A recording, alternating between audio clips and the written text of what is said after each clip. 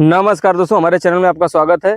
दोस्तों, जैसे घर के जो कुछ नालायक लड़के रहते हैं, अभी 2024 आ गया है, कुछ घर के नालायक लड़के रहते हैं, तो उसके लिए अगर नाना पाटेकर बोलेंगे कि वो कैसे बोलेंगे, उनको कुछ नालायक लड़कों को अगर कुछ बोलना हो तो कैसे बोलेंगे नाना पाटेकर 2024 के लिए, जो नया साल आ गया है, नया साल मना रहे हैं लोग। तो दोस्तों चलिए वीडियो को स्टार्ट करते हैं, देखिए नाना पाटेकर कैसे बताते हैं। आ गए नया साल मनाने वाले भड़वे, मनाएंगे नया साल।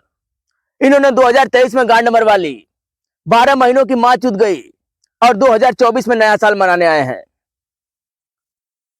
12 महीनों की मां चुद गई, उसका गम नहीं है लोगों को, लेकिन नया साल मनाने आए हैं, उसकी खुशी मना रहे हैं। मनाओ।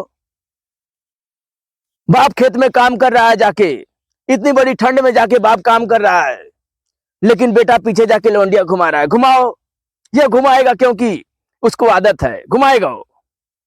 अरे गांड मरवाने की आदत पड़ी है, मरवाओगे तुम लोग। 2023 में गांड मरवाया, 2024 में भी गांड मरवाओगे तुम लोग। मरवाओ, ऐसे ही मरवाओगे तुम लोग। बाप 5 रुपए की पार्ले बिस्कुट नहीं खाया होगा, लेकिन बेटा 250 रुपए की डेरी मिल्क टॉफी देता है जाके लौंडियों को। दो, वो देगा क्योंकि अरे उनको आदत है। अच्छा है, करो।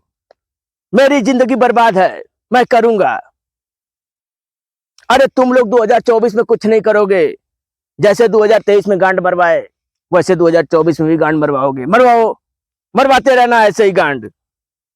बाप पढ़ने के लिए स्कूल भेजा है तुम लोगों को, लेकिन तुम लोग पढ़ोगे नहीं। मत पढ़ो, गुजरात में जाके लोहा पीटोगे तुम लोग 12,000 में।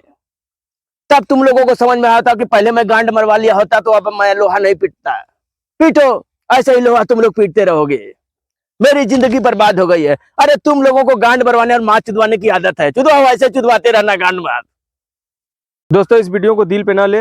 ये वीडियो इसलिए था कि जो लोग पढ़ाई लिखाई करते हैं वो अपना पढ़ाई लिखाई करें, अपने बाप का पैसा बर्बाद ना करें, और लड़कियों के चक्कर में मत पड़े। वो माल पटा लोगे, कहीं दो मिलेगा उलेगा कुछ नहीं, वो सिर्फ लेती हैं, देती कुछ नहीं है। ठीक है, तो दोस्तों चलिए 2024 अच्छे से मनाइए और 2024 में कुछ करके दिखाइए। तो हमारे चैनल को सब्सक्राइब कर लीजिए और वीडियो को लाइक कर दीजिए।